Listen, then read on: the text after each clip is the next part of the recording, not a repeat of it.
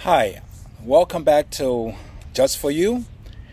This is Sonewen Fellow, and I'm so glad to be with you again after telling the story that I told about myself from the time I was a child to being an adult. But today we are going to talk about wolf in sheep clothing.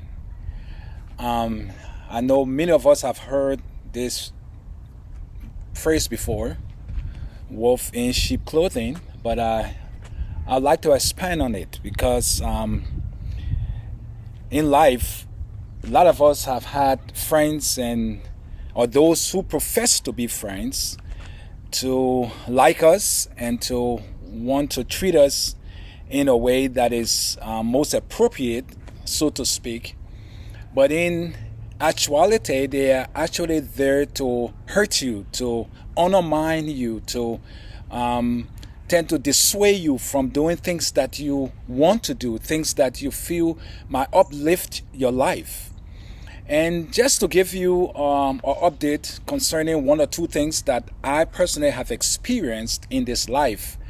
Once upon a time, many years ago in 2003, I started a ministry. And this ministry was planted in Minnesota.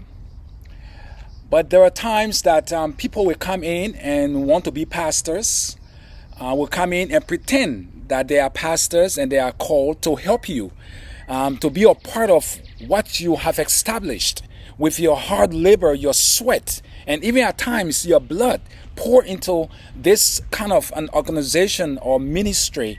But the main aim and aspiration is to come and undermine your work, to try to dethrone you, to remove you.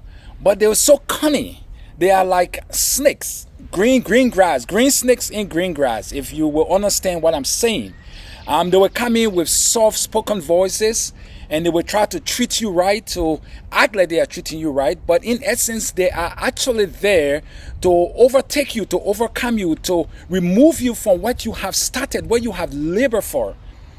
But you know, like the serpent in the book of Genesis, when the Bible talk about the serpent, when Eve came to this tree, whatever tree it was, whether apple tree or pear tree or whatever tree it was, and he told her to eat of the fruit of the tree, she went ahead and ate because she was fooled into doing it.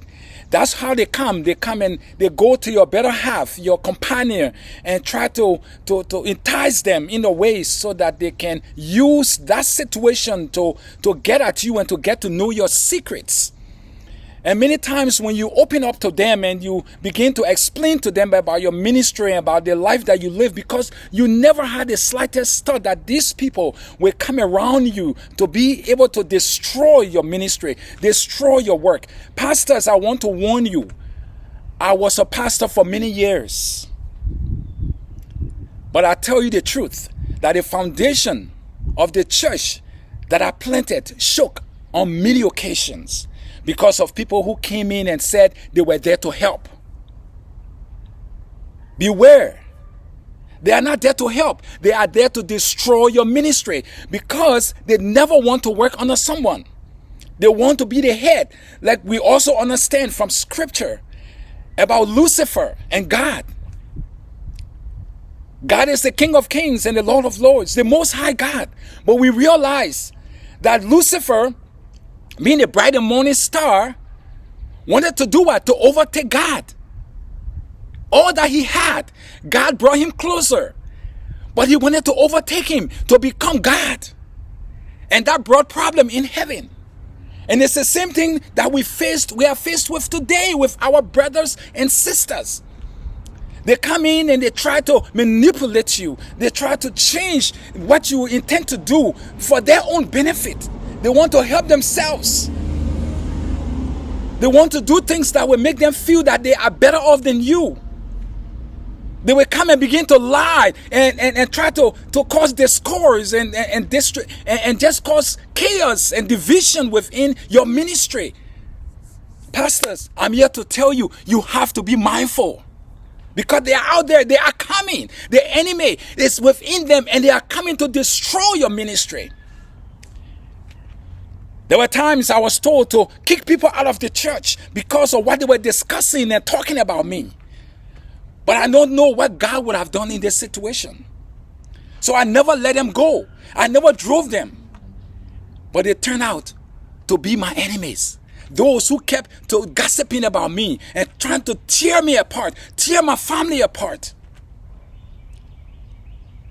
I know that I've had my share of downfalls, and I'm not going to lie about it. I'm not a perfect man, and I will never be a perfect man, because the scriptures say no one is without sin. Yes, I have had my difficult times in life when I was even a pastor. But I tell you the truth, when I did fall, I got on my knees day in and day out and prayed, begging and pleading with God to give me a second chance. And He did. He did. I left and went to a different state, and I returned to the state that I was in, and I reorganized this ministry, and it began to work, and people began to come in, but they were coming in with different attitude, different ideology, different thought process, because they wanted to overtake me, overtake the ministry. They are wolf in sheep clothing. They come with all the splendor. Feel that they're so educated. Even some of them feel that they know more about ministry than you.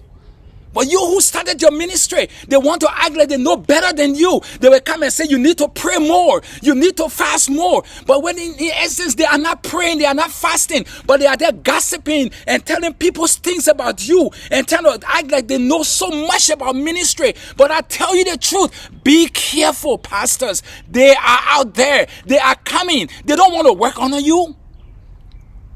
They don't want to work under you. They want to be the head, and they can do anything they can to be the head of that ministry. Be careful. Beware. I am telling you because I have experienced it many times. There were times I remember my head went bald.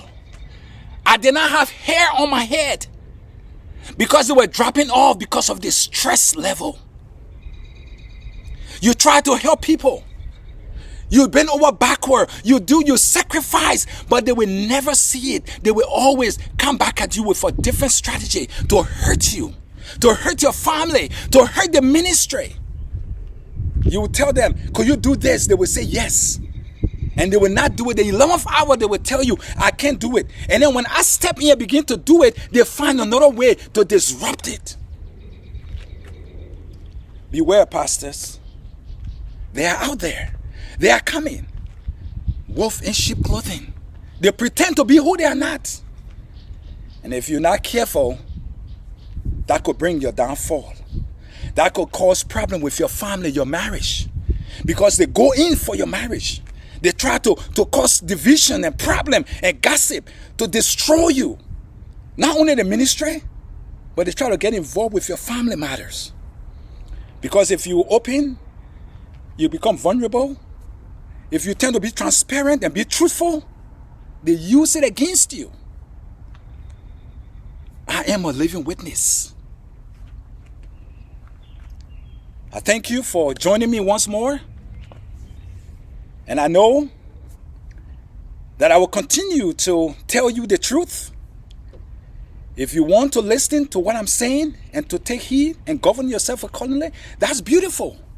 If you don't want to, that's still okay. But I am telling you from experience. They've done it to me, and they can do it to you. If Lucifer could do it to God, who else can he not do it to? He gets into these people's hearts and their minds, and they come to your ministry to destroy you. But I want you to subscribe, to like, and to share what I'm telling you. And also hit the bell. I want many people to listen to this because churches are struggling today because of people that infiltrate those churches and pretend to be who they are not. Wolf in sheep clothing. Thank you, and I'll see you soon. Bye for now.